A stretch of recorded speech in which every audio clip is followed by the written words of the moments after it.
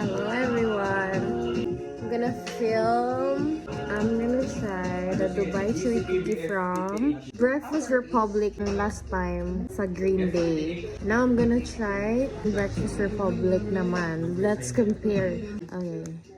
First off, same looks. Oh, but it feels hard. I hope it's easier to eat this. Okay. The filling is different from the consistency of the Green Days. It's dry. And then, it tastes more pistachio-y than the Green Day. Kasi sa Green Day, parang it's more like creamy, white chocolate. Pero dito, it's real pistachio. And I think that's why maybe mas mahal dito sa Breakfast Republic. But still good.